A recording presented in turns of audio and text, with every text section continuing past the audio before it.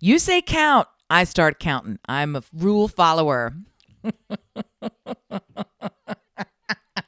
And I'm not a rule follower. I mean, I sort of do. I follow them a lot, but only when I don't know how to describe it. I am equal parts a steadfast stickler for the rules, and also I'm not doing that. Let's just steal it.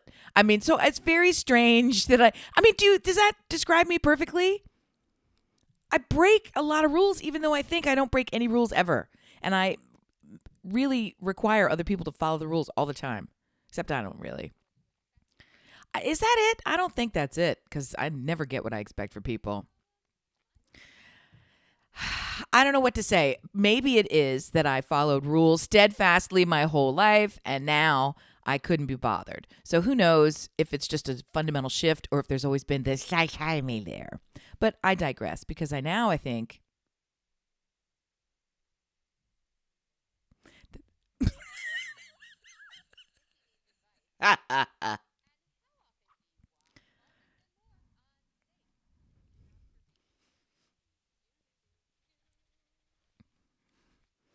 oh, my darling. Oh, my stars. And hello, Melissa. Already we're starting. What do you got for me? Hi. Hi. Are we high? I'm well. Oh, are we low? Are we angered? Are we bristled? Yes, 100%. Yes, I do. Spill it because you know I don't have it for you. People love not to help. Let's go.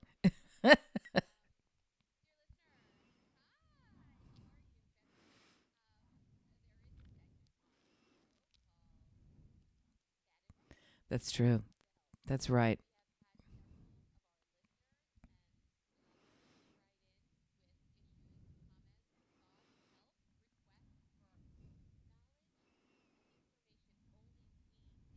Uh-oh. Watch out. Here it comes.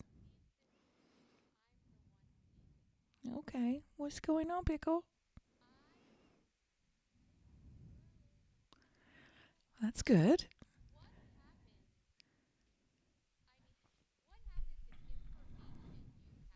Mm-hmm. Mm-hmm.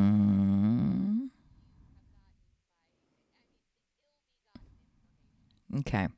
You can either tell us exactly what it is or no, not that at all. You can either tell us exactly what the situation is so we can exactly offer you help, or you're going to have to create a fictitious parallel situation with some nouns and adjectives because there's not enough to go on here.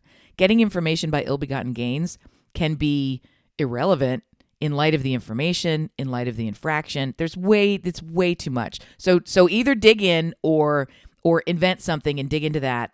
That'll be helpful. Mm. Mm. Sure. Okay. So very far away from you. Gotcha. Mm-hmm. Mm-hmm. Or a French pastry chef. Yes. Okay. Got it. Someone with highly skilled training, well regarded in the community. Yes. Okay. Okay. Okay.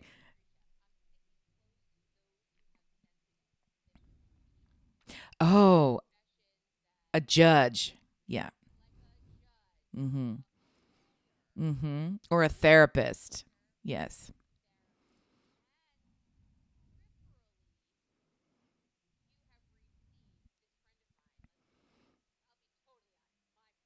Yes. Your friend Joyce was talking to her therapist spouse, a lesbian woman. Yes.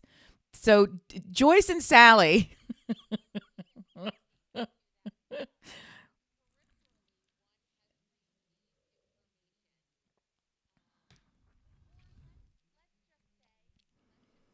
The file folder was open wide. The phone was talking while you were there.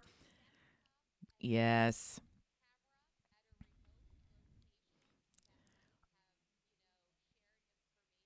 Uh huh. Uh huh. Uh huh. Joyce got a lot of intel. Got it. Mm hmm. Joyce is a tick ready to fucking burst. Yes. Uh huh. Uh huh. Uh huh. Uh huh. Uh huh. Uh huh. Yes. Mm-hmm.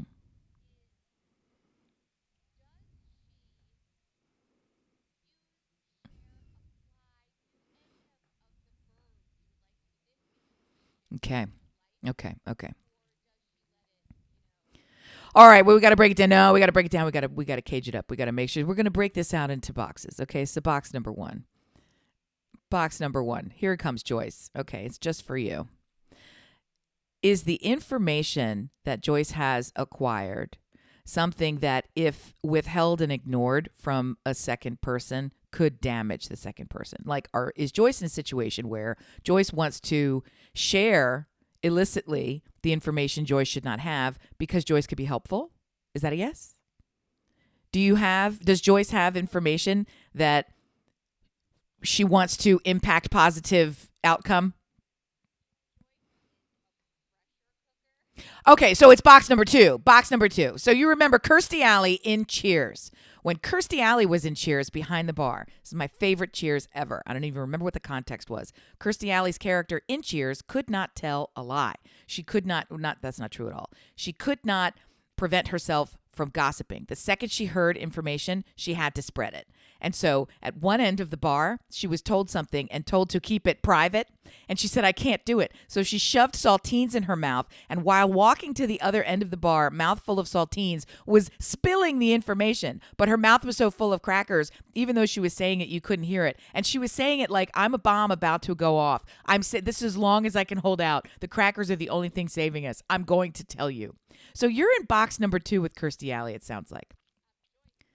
I agree. Your friend Joyce. Well, you're very close with your friend Joyce, so it's easy. You're you're like the same person. Oh, Joyce. Oh, Joyce. So this is really a Joyce problem. This isn't an anyone else problem because anyone else is very happy and contented in this situation with their trusted judge, wink, medical professional, and Joyce, who's not a part of the equation. Joyce was not invited in. Joyce should not have this information. Joyce cannot be helpful in this situation. Joyce simply is tapping on the window with her finger like a crazy OCD person going, but I want to come in and tell you exactly what I have to say and also tell everyone else in the room what's going on.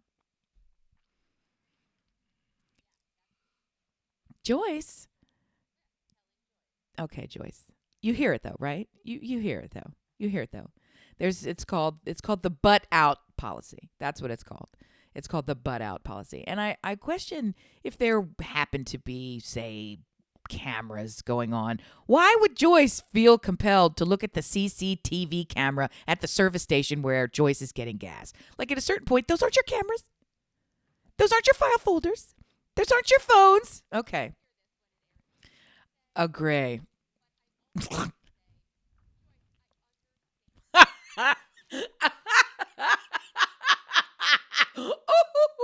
Can relate. Hmm.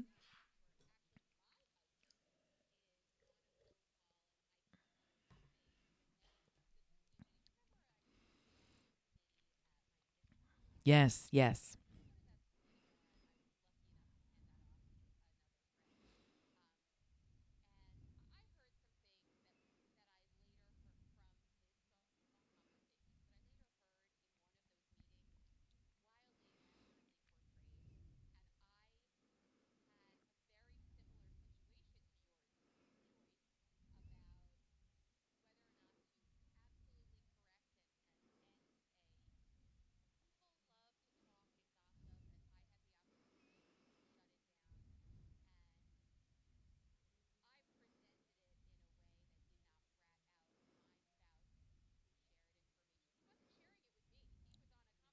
Right.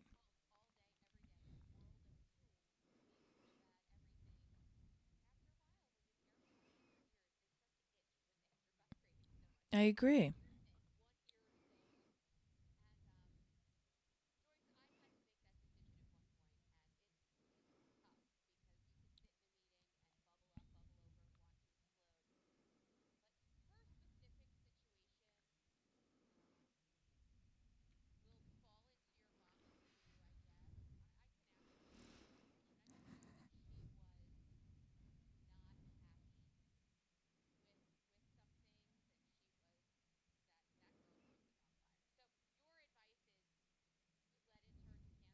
No, not in the slightest. It's really a box 3, or more accurately, box 1A, but we'll call it box 3 for easy pod math. It sounds as if box 3, perfect. And also, it doesn't work. Okay, thank you. So, box 3 is the acquisition of the intel becomes irrelevant in light of the good that it can do once discreetly passed on. Right?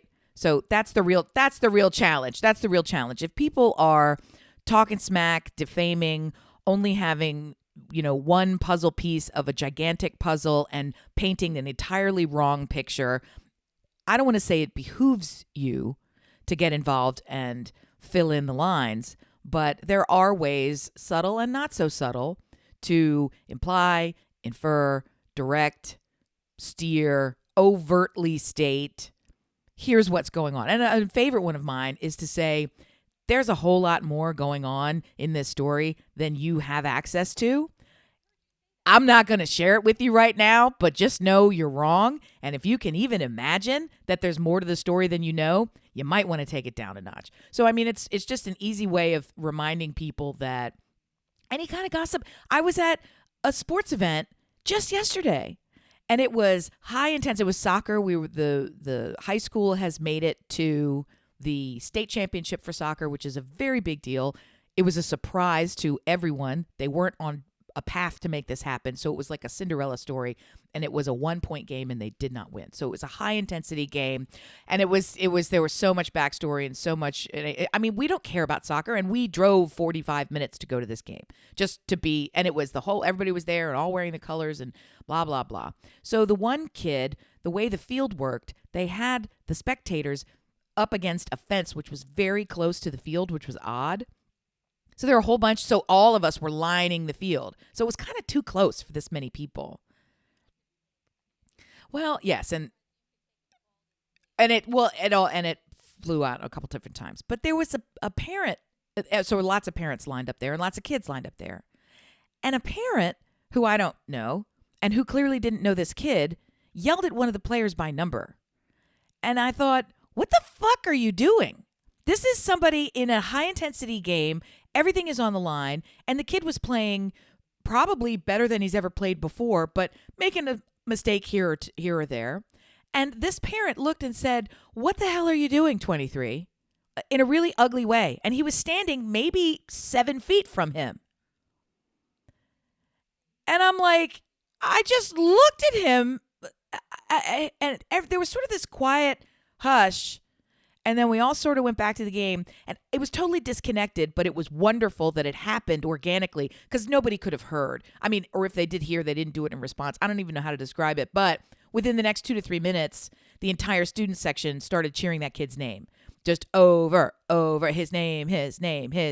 So I was like, yeah, fuck you. But that's the kind of thing where I've lost the train of thought that connected this to what you were saying, but at a certain point, it's the people don't know. It's like, who the fuck are you, parent, to jump into that kid's skin, chastise him, get all up in his business? This has nothing to do with you or your ability for what he's doing today or how well he's doing. There is so much more backstory around this event than you, like, it's just so wildly inappropriate for people to be talking shit about others and specifically about other people's kids. That's what brought me back, because when you said it was this parent situation at school, the only gossip that could be going around is about the kids. And that really fucking creeps me out because nobody knows. Absolutely nobody knows what's going on. Right. Absolutely nobody knows what's going on with anybody else's family, anybody else's kid. Half the time, they don't even know. So it's just, stay out of it. Stay out of it. Box number 3 says, there's no good that you can, box number 1 says, there's no good that you can do in this situation.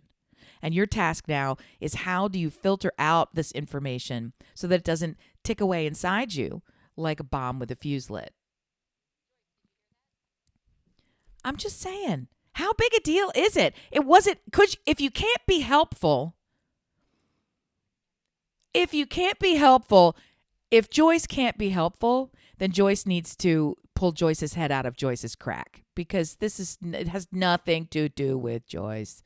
This is no different than a drama on a TV show, and the story is rattling around in your brain.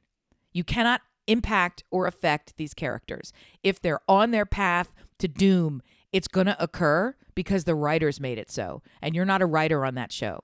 You're an audience. So Joyce, in this case, is the audience to the story, and it's troubling because a lot of stories stay with you and rattle around, and you want things to be better. Or you want, Juliet to live. Tough shit. I mean, it's just the way that it's going to be at a certain point. So best you can do is dump it all out into a journal or record it on a podcast, record it and then delete that recording, or go and talk. Joyce can talk to the spouse about it and say, I can't believe this. Why can Joyce not talk to the spouse about it? They're both within, there's an implied cone of confidentiality that Joyce has walked into.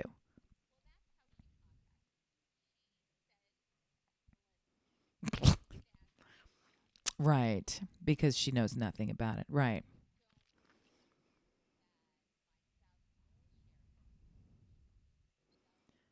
Joyce, Joyce misunderstood Amy's directive. Amy did not invite Joyce deeper into the conversation to fingers tapping against fingertips, learn more, discuss, enjoy, watch until the season conclusion. Wrong. The advice was for Joyce to share with spouse. I accidentally came to this information. I need it to stop and get out of me without damage. What should I do? Yes, this is not an opportunity to, and tell me more, because on page 3, I was super curious. Can you rewind the tape? No. No, Joyce. No, salacious Joyce. No. Is that honestly what Joyce thought? That there would be some coffee conversation where the details of this confidential information could be splayed out like so many case notes? Joyce, one must attend medical school for this level of access. And have the Hippocratic stab you in the heart with the serpent, the whole thing, all the oaths. You got to take all them oaths. Yes, yes. Emphasis on douche. Stay out of it, Joyce. There you go.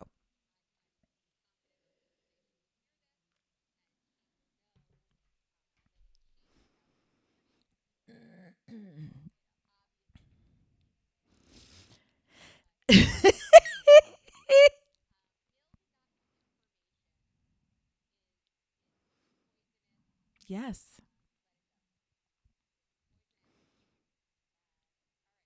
I don't think that that's, there's something more than letting it go, because I hear you say let it go in lots of contexts. Just talking me to you now. Leave Joyce out of it. To let something go is to attempt to control it by dismissing it. And that's not what this needs to be. To let something go is to attempt to control it by dismissing it. To identify it as, you will no longer be important to me. I dismiss you. You are out of my sphere. I'm that's not, so I feel that's your, I agree, but that's when I hear you say I'm going to let that go. That's the shorthand for, I'm going to push this so far away and so far out because it's not, I don't want it. So I'm going to push it out. It's going to, which to me is different than resolving it. To let something go, that's my main difference. To me, my interpretation of to let something go is to find a way for its impact to no longer be felt, which to me is vastly different than resolving it so that there is no impact, right? Not feeling an impact implies that there's impact somewhere, somehow. Resolving it means a peace with it, so that any time it comes back into the sphere of consciousness, there is no impact. The impact's been resolved fully, right? So, and that's the real trick. I don't know how to fucking do it, but that's what you try to do with things that are troubling and recurring and all the rest of it. So to let it go always to me feels kind of, I don't want to say, dangerous is not the right word because it's not that. Inauthentic is not the right word because it's not that. To let go to me sounds temporary. And I'm looking for peace. Peace should not be temporary, right? So where is the solution to this. And let's just presume that Joyce came into this information totally by mistake, totally by happenstance. There was no way to prevent it. It was no different than turning on the television and it was there on the screen. Bye-bye. I mean, it's in your head before you realize it shouldn't be in your head, right? So that sucks for Joyce. So if it came to Joyce through no fault of her own, now what? How to dispel of this information? That's why I think going back to the source and saying, I really have trouble because I have this information, came to me in a way that was unexpected and unintended. What's the path now? Surely a therapist, a judge, a mechanic, a plumber, a physician has had a class on how to deal with unintentional dissemination of confidential information and how to handle it and unring that fucking bell. I don't know. And I also think that Joyce could possibly talk in confidence to a spouse because there is an additional layer of confidentiality in talking to a spouse, even about matters that one should not. The law recognizes this.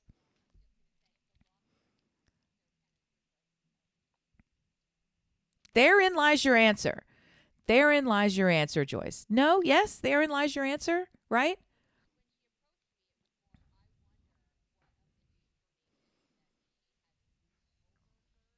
Sure.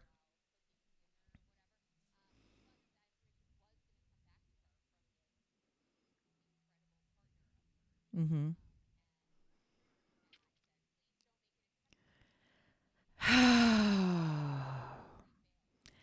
I'm hearing a second row of breakout boxes. These are ovals.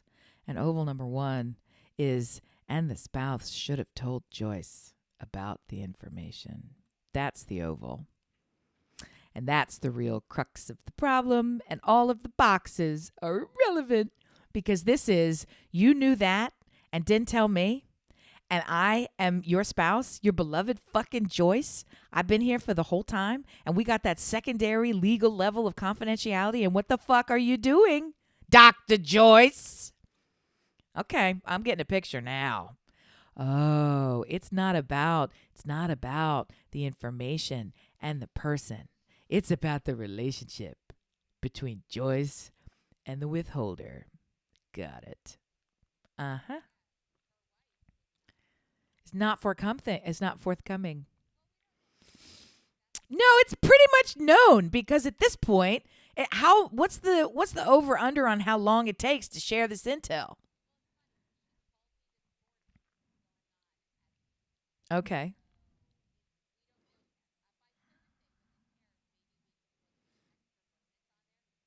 So you're waiting to see with bated breath if Joyce's spouse makes the right choice. Honestly though, I got to say, I'm not going to win this because I'm on team Dr. Shut Up. I feel like doctor patient confidentiality. I feel like attorney client privilege.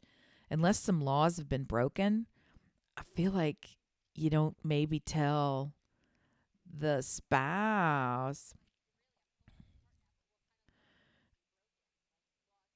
Well, no, no. Okay, yeah. So I only ever think of this as attorney client privilege. And back in my agency days, I also thought of this in terms of data. Back when perhaps you'll remember Apple was in a big quandary because I'm trying to Snowden, is his name James Snowden, had locked information on a phone and Apple refused to unlock it. Well, he there was information of many sources. If not, he's just a name that pops up. But there was a court case because the FBI could not hack into a phone, and they demanded that Apple do it, and Apple would not do it. And Apple cited, because we have a contract, meaning an agreement more than a written piece of paper. We have a trust agreement with our clients and our products that we're not going to release that information. And so their answer was always, even if we could, we would not. And the FBI was, we know you can, and now you must. And I sided with Apple in this way. I sided with Apple against the United States government, despite the benefit of the government having that information, because I wanted the government to have the information, but I didn't want to sacrifice a business's right to autonomy and privacy. I didn't want the government to be able to me, it felt a lot like Roe v. Wade. I didn't want the government to be able to say, we're going to take over anything you feel proprietary. It felt thuggery just because we can. It also felt maybe disingenuous for Apple to withhold the information. I wish there was a partnership there. I just didn't want it formally legalized. That's a long walk away from what we're doing, but it comes back to attorney-client privilege. It comes back to this confidential layers of confidentiality. Do you trust your spouse more than you trust your Hippocratic oath? And that's the pull I hear here, that you want to be played, that Joyce wants to be placed above it. And I think it probably has much more to do with the rest of the puzzle that I don't see, and the intensity of the information that I don't have. I'm sure all of that would color it. And I could invent some stuff trying to figure out how big a deal this is, but no, I'm not going to, but because there's no basis for any of it. And at the same time, I can't even fathom what would rattle that tree for me until the tree is rattled. And then you're like, oh, of course. So my money's on Joyce is not going to get told. Joyce is going to get, here's where my money goes. Joyce will receive the incriminating, rule-breaking, confidentiality breach information 4 to 9 hours after any damage of such release could be done because the information is out in another way. So it will be a breach that should not happen, but it'll also happen downstream of multiple other breaches. The information is in the wind. So what will it harm if I tell you, even though it harms me by breaking my oath? That's how it's going to go down. That's my prediction. So yes, and so that will also skirt the issue of you don't know that it's in the wind. It will not come. It's going to come to you before it gets to you on the wind because Joyce's spouse will tell you. That's where I see it's going to go. What's your prediction for Joyce's spouse? Total silence? Yeah.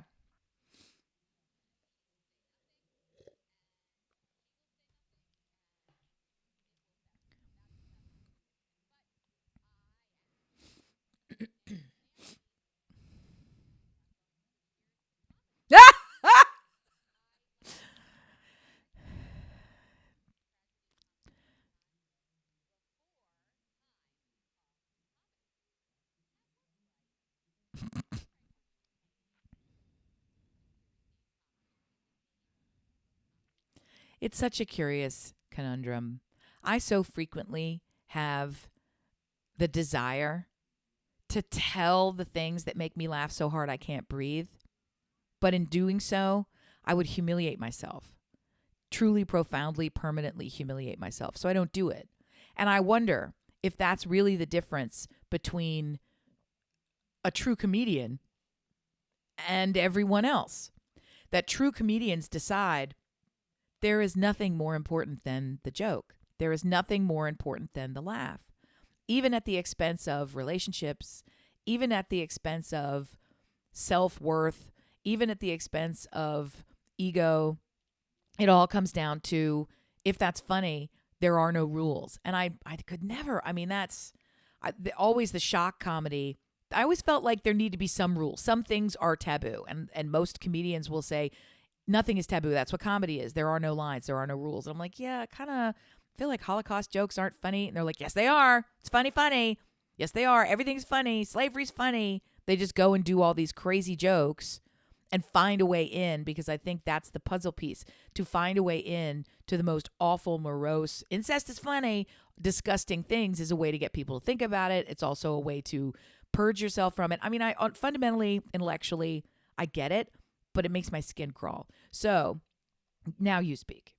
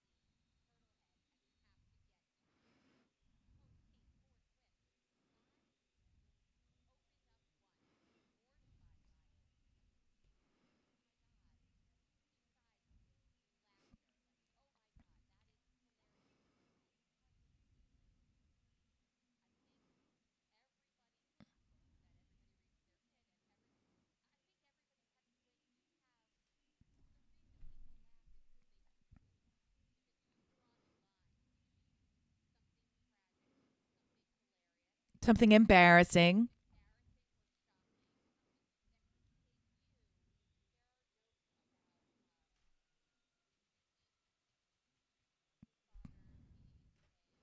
Davison?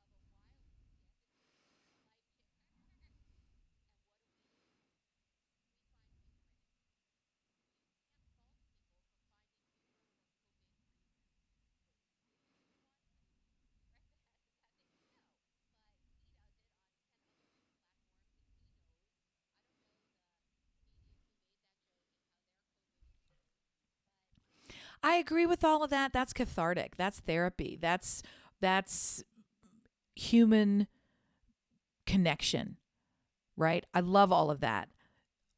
The thing that I'm curious about and that I see in myself that I refuse to do is personal debasement. Something that would make you the speaker.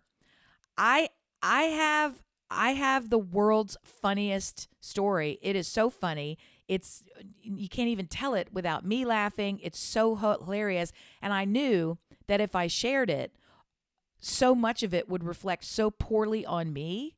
I would be humiliated and embarrassed. I mean, I'll invent a parallel thing and say, what if the whole thing was about me describing how it is to be in a fat body and all of the specifics about that? People who live in fat bodies would understand on a profound level. People who don't live in fat bodies would find it hilariously funny to point at the clown, right? So there's this idea of lampooning and cartooning one's own life. And it's not about relating with people who live in fat bodies. It's legitimately funny.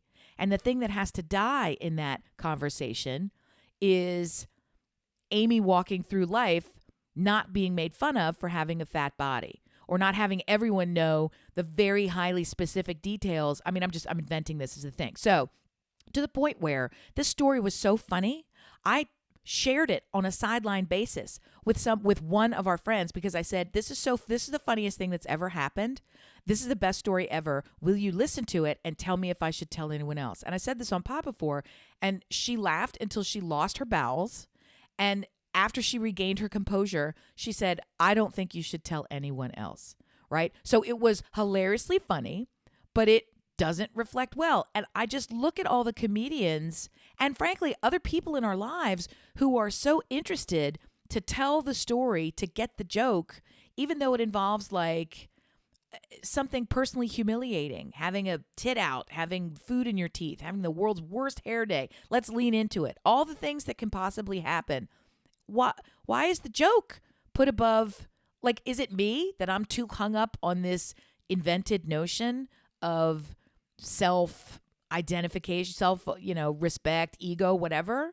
Is it just lighten up? Everybody has something to be made fun of. The comedians who talk about sex in these super raunchy ways and super embarrassing ways, do they find a way to do it that's palatable to them, or do they just blow past it and not care? And here's the example. Amy Schumer has always talked about sex in ways that were felt shocking to the mainstream and didn't really position her as a charming young lady, right? So at what point is it she's just built that way and could give a fuck what anybody else has to think or say? Or is it the reward of so many people laugh, that's all I care about. I'll do anything for a laugh. You want me to cut my arm off? I'll cut it off because look how funny it is. Ha ha ha ha. Like what am I I'm sort of talking in large circles here.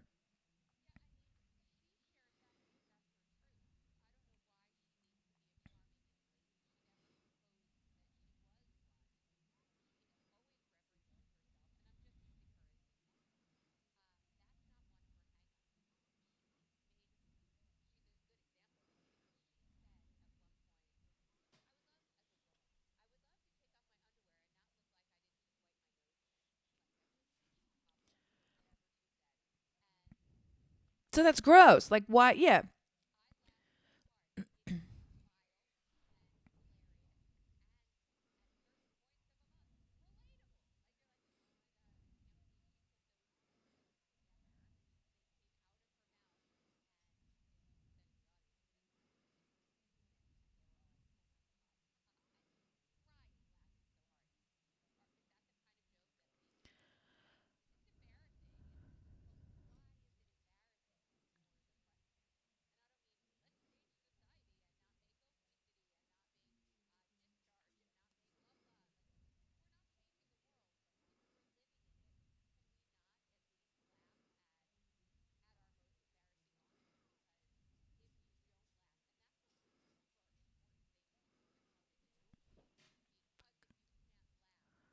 Okay, but let's break it down. So let's say that uh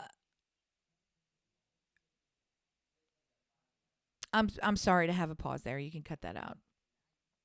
What I'm trying to say, for speaking to you only and not to the podcast audience, I'm just trying to bring up this notion of when you see a friend doing something that the friend shouldn't do because it's, for the laugh, or because there's this notion of I don't care what anybody thinks. Maybe you should. So, do you know what I mean? So I'll come back to the pod now. I don't know. I guess in the case of Amy Schumer, I don't trust that everything that she does and says is outside of her ego. Let me say it in a way that makes sense. I don't believe that she doesn't care what other people think. I don't believe it.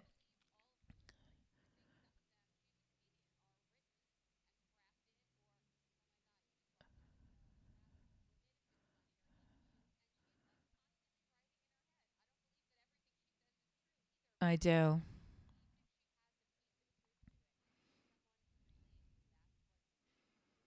She's just completely divorced herself from what people think of her. And I know, without knowing her personally, that she cares what people think of her.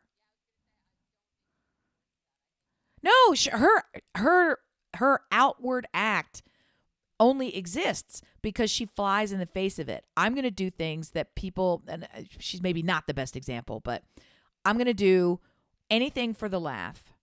And even if it makes me look bad or be embarrassed or tell secrets about myself that I don't want to tell or have everybody know this thing that they've probably done themselves. Now I'm going to be the poster child for ugly underpants. I'm going to be the poster child for thighs that rub together or whatever the thing is that nobody wants to be the poster child for.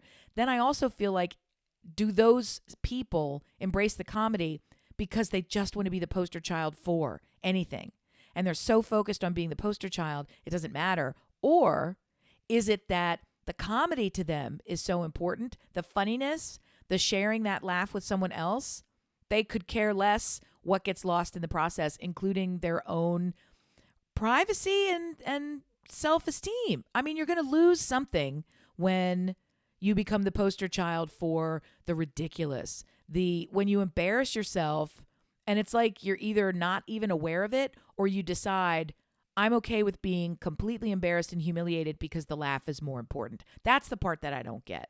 And I have a couple of performative clowns in my life who I love dearly, but they will do things knowing that the juice of getting everyone laughing is so intoxicating that they sort of lose sight of the fact, but do you see yourself when you're doing it? Are you watching this video that we have of you, dancing in that way or taking your clothes off or sticking your fingers up your nose or whatever the thing is. Like, that's the part that it's confusing is the wrong word. I don't understand it, and I wonder how much is just me being hung up, and is it my own hang up that I'm seeing in a mirror somehow, that no one does no one have this hang up at me is the question.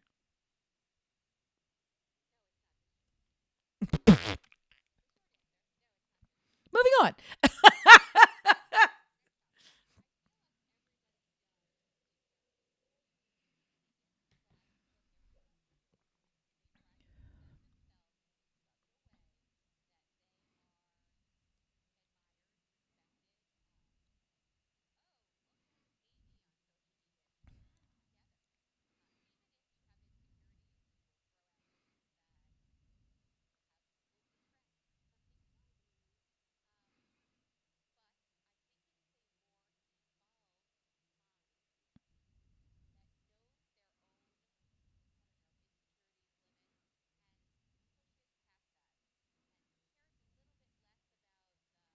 Haters.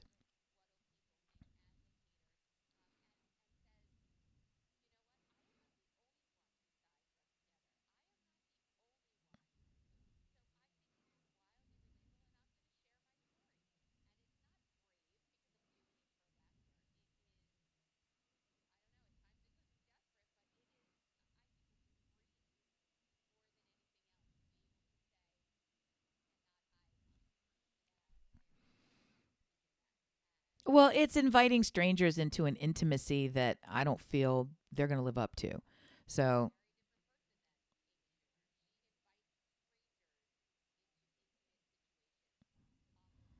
and they are hurtful to her as in response. So why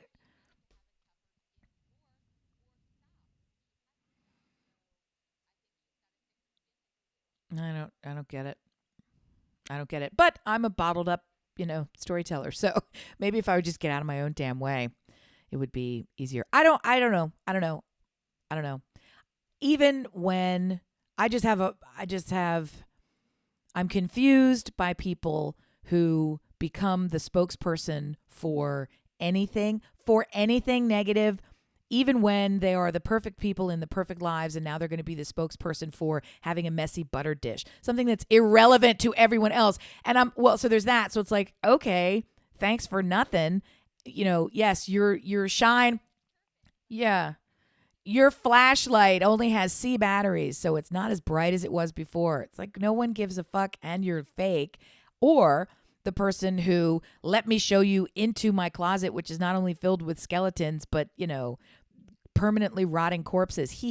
Like it's either way too much or nothing at all, or it just seems, it seems.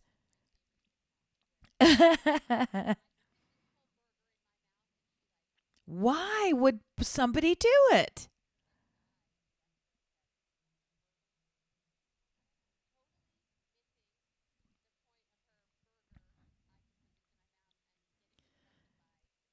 What price comedy? What price comedy? You are tap dancing for everybody just so that you can be a tap dancer, just so that you can have people looking at you. Do you realize what they're looking at?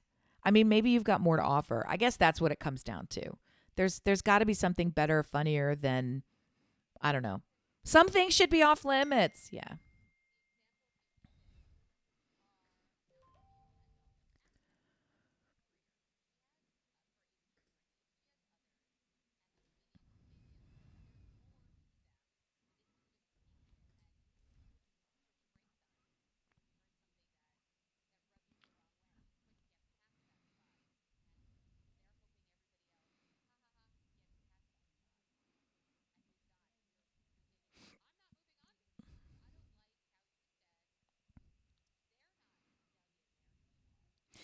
I don't know about any of that.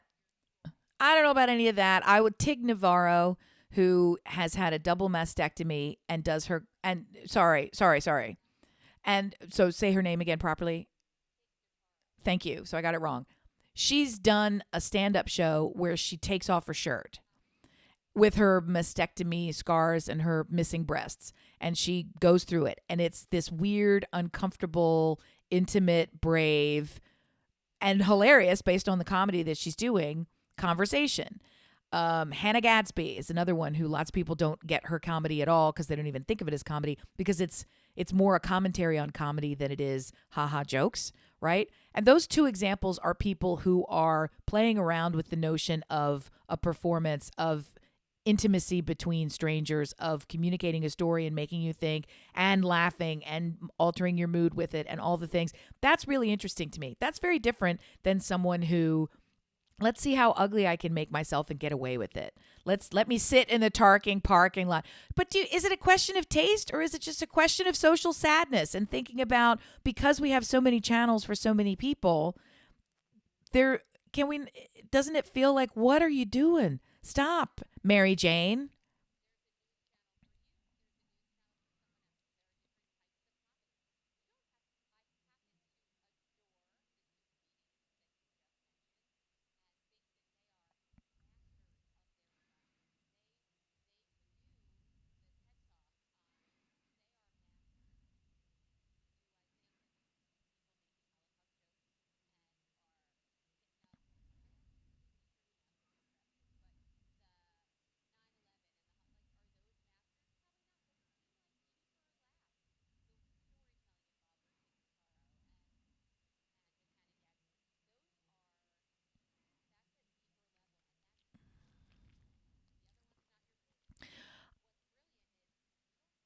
I get it. There takes all kinds. I'm not. It's less about that. If Mallory came to you and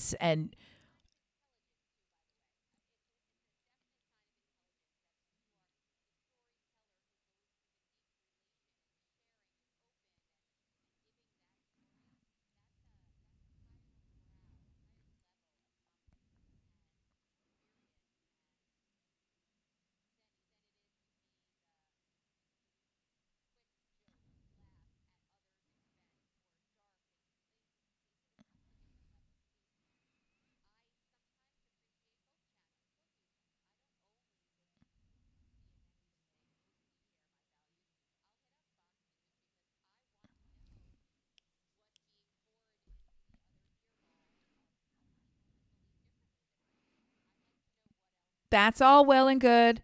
Fundamentally, theoretically, I agree with you. And now, if Mallory started a TikTok where she was shitting into a bowl and eating it, what would you have to say about your daughter? And how would you think, is this comedy? I'm just trying to say, when it's people that you love who are real people doing things that don't reflect well on them, it makes you stop and think, what's happening? And it makes me think, to hear you say it, there's a comic for every ear, right? So, but guess what? Do you really want it really to take a wild dog leg? It's like sex workers. There's people who advocate for sex work and that it's real work, which it is, but people who advocate that it's a profession in the sense that it deserves respect and all the rest of it. And it's like, okay, how about if this is your daughter or your mom, right, doing this? Do you have the same opinion? 90% do not, right? It is stigmatized. So I don't know what I'm saying. It's just, it's troubling. I see people clowning it up, and I think, at what point do you not want to be a clown? It's one thing to receive the laughter as a clown, but that's a performance. When you are such a clown that you are nothing but a clown in the worst sense, that you are absolutely deserving of nothing. You are a joke, as opposed to you are telling the jokes. That's the difference. It's like, why would you embrace that? I don't get it. I don't know. This is not interesting. I'm going to stop. It just hurts my head. I don't get it. I fundamentally don't get why people so readily humiliate themselves. And I think, is it really worth that laugh?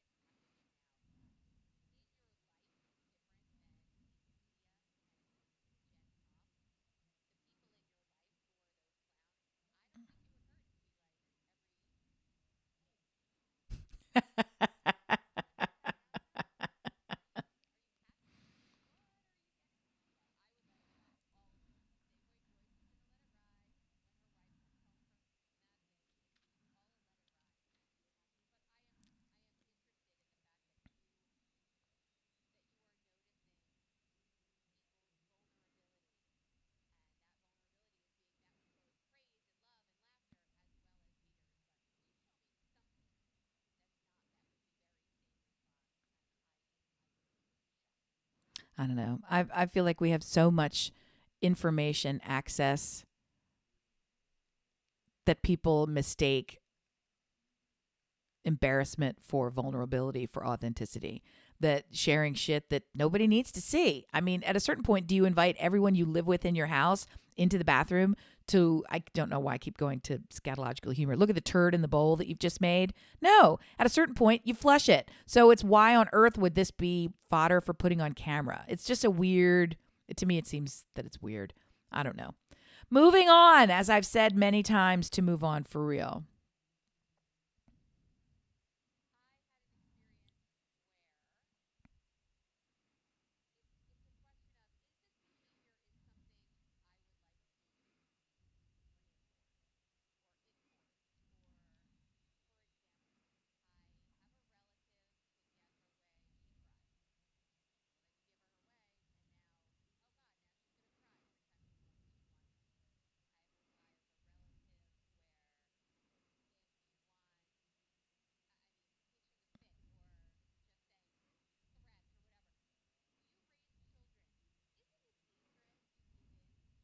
Yes.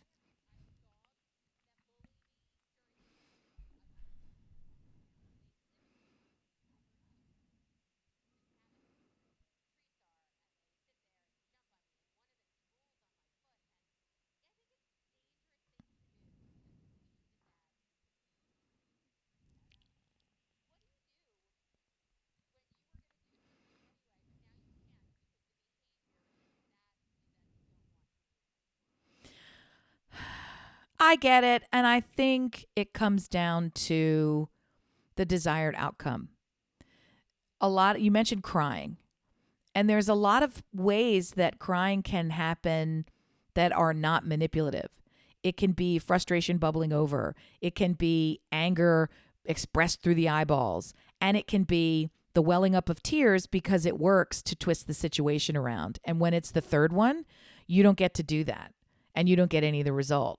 The reality is the outcome that you want is also connected to this behavior, meaning if your aunt always cries because that's the way that the situation is going to change, but the outcome that you want is for the aunt to do the thing that she's crying over anyway, at a certain point, just accept the outcome and don't worry about the tears and let her do the mental math of, was it the tears that made it happen this time or not next time? Because sometimes you hurt yourself more by trying to train away behavior that's not ever going to go away. Somebody that has made a career out of manipulating situations with false emotions can't learn it in one experience.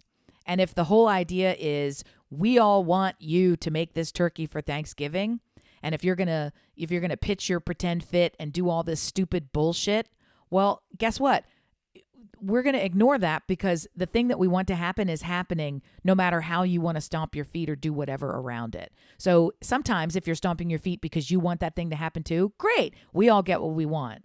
The hard part is when the person is when you have to simultaneously reward the behavior because the outcome is what you want.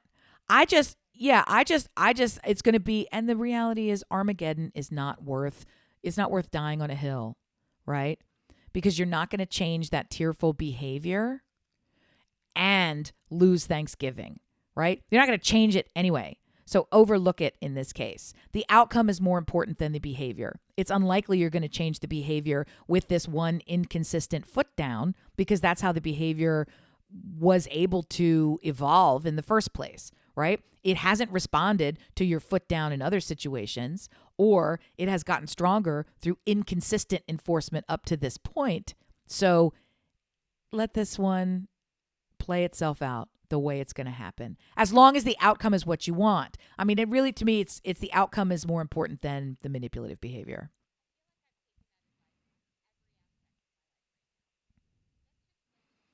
And I hate it. Yeah, I really hate it.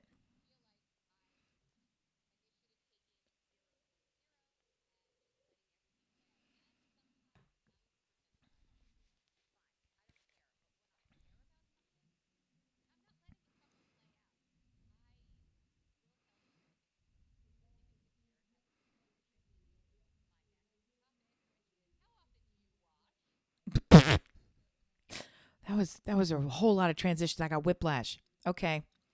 Wash. Yes. Oh. See the earlier segment about humiliating oneself. I, this one I will. This one I'm just gonna have to own up to because it's just true. I am between reasonable bras at this stage.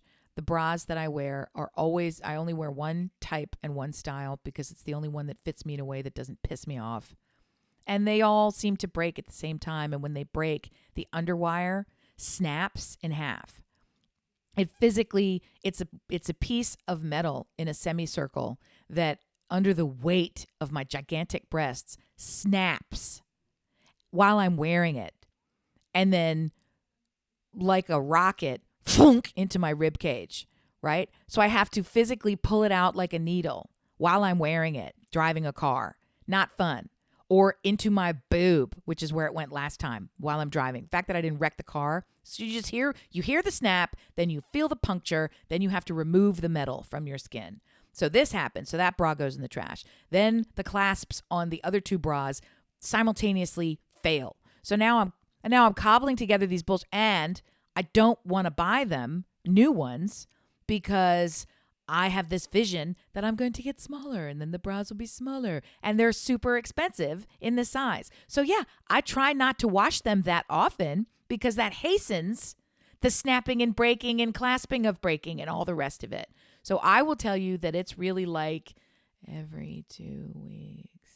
I rotate them out. And I take them off. Every time I take them off, I spray them and hang them up so that they're getting air dried and they're not shoved in a drawer and all the rest of this stuff. But in terms of an actual in the bag, in the washer, air dry overnight, that's really like every 2 weeks. And I rotate through many bras, so it's not like the same one's going on, but it's not nearly enough. You should wash them after every wash. Why is it different than your underpants? Why are you making a face? Bras are not jeans.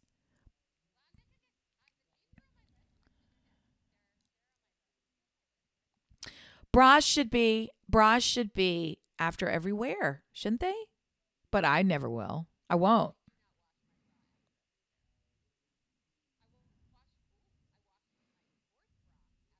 You can't not. Yeah. Rank. Yes. Right.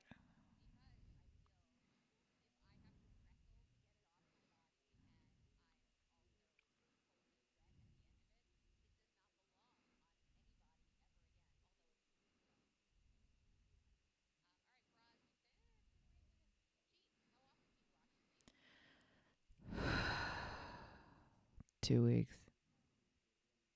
2 weeks.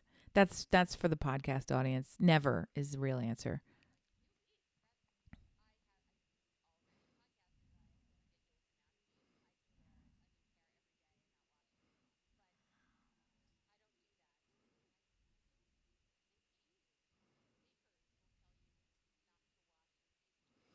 Well, it's they're not you're not doing anything in them.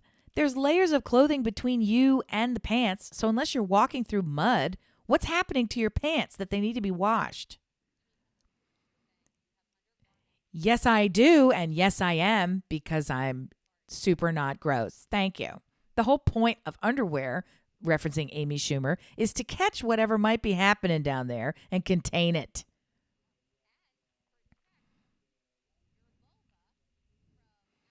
Sure. Sure. Great. One more layer of fabric is going to keep the demons out. You got it. Gross. Delightful. Holy. Okay. I don't have or wear hoodies ever. Thank you. Thank you. Yes. Chili stained. They have paint on them. Something. Walked in mud. Yeah.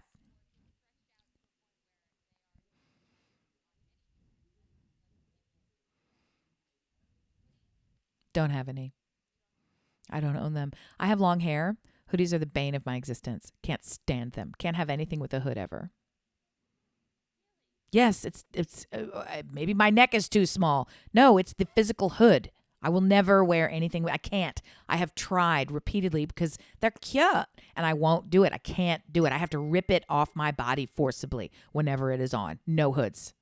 No capes. It's the back of it. It's not the front. It's the hood. It's bunched up. You can't do anything with your neck. You can't see. You can't. It's awful. Look, Dick, I'm trying to say you can't turn your head properly. It's wadded up back there. It's like a fucking mink stole. Who wants to wear that idiotic shit? Okay? And I'm very frustrated with my computer right now because I have Do Not Disturb on and it will not shut these things up. I keep hearing things on my computer. Right, because they're awful, because they're sickening, and nobody likes hoodies. I don't get it. And I don't like people who have the hood up because it makes you look like you're unsafe and about to kill me or get shot. Yeah, I don't like it. I don't like it. No. That's every 2 weeks, which should be every week. But it's very difficult to get them on and off the damn bed. And the people who come to clean the house do it, and so we rely on them I would love for it to be every day, but no. Yeah, we have a dog who has hair, and no, I don't. Fortunately, I don't have that, but it's the dog and the dander. It starts to, you can tell that there's been a dog somewhere. So anyway, it would be nicer, but I can't be bothered. I also don't have as many sheets as I need because the reality is you take them off, put a new pair on, and then it takes a while for the others to make their way through the laundry. I don't take them off, launder them, put the same set back on. I only have 4 pairs of sheets, and at a certain point, got 3 of them dirty on the floor upstairs. These are staying on the bed. That's how that works. So that would be nice, but no.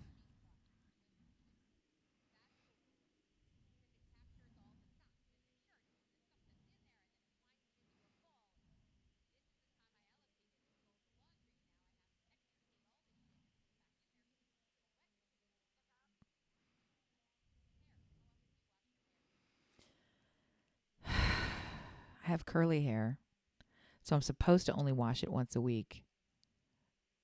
It's the truth. You're really only supposed to wash it once a week. I wash it every shower with shampoo. Yep. I should. I did. I should. I used to. I work I work from home now.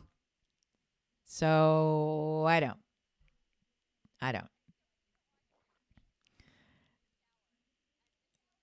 I like it to be every day.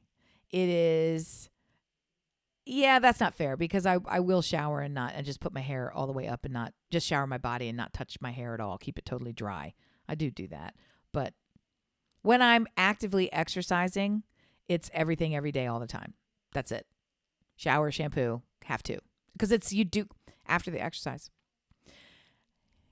Yes, I'm doing the participation trophy method, which is very fun. I am buying trophies for myself after I complete these online challenges. Well, they're medals. So I've walked 35 miles this month, which seems like a lot when you say it like that. It's really actually not, but it feels like so much. And then you get to the end of the month. Yeah, 35 miles. Yeah.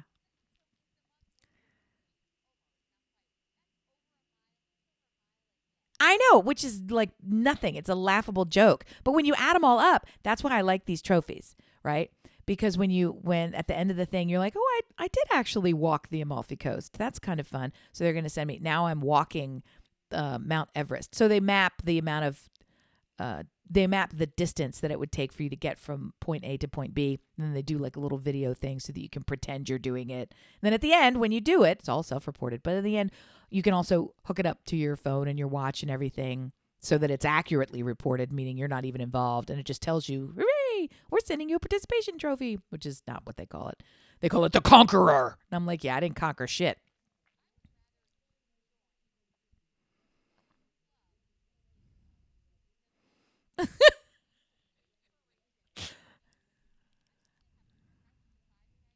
Sure.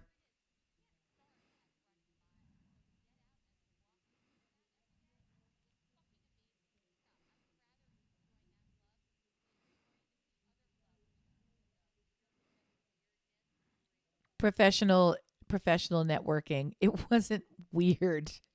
It's just it wasn't you're not an entrepreneur. Of course it was weird for you. What do you want me to say? Entrepreneur? An entrepreneur? What do you, that's what the fucking word is. How am I supposed to say it? Entrepreneur. That's worse. Entrepreneur. Croissant. Look, every third time. No, every third use. I've got multiple people in the bathroom. So every third shower of a person. So it works out to like every 2 to 3 days, pretty much. And we cycle them out. We have millions of towels. So we cycle them out. So having the towels get washed is easier because there's always it's like a fucking spa. It's like a mountain of towels that need to be washed, but there's always clean ones at the reg. So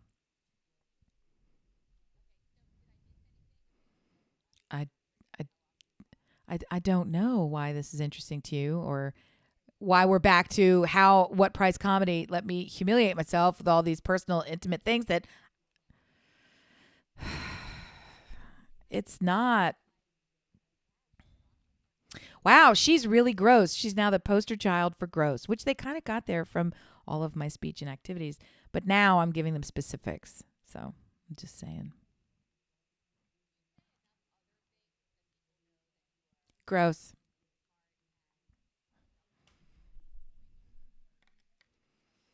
Yeah, it's not doesn't feel like it balances out. Doesn't feel great.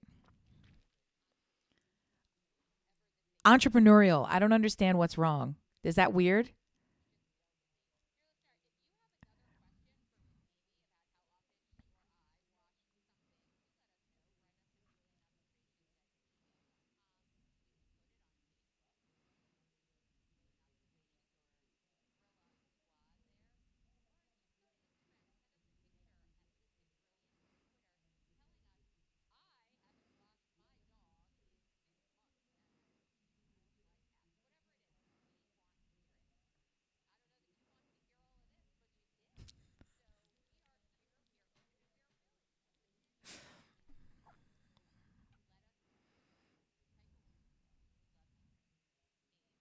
Ma'am, I guess. Bye.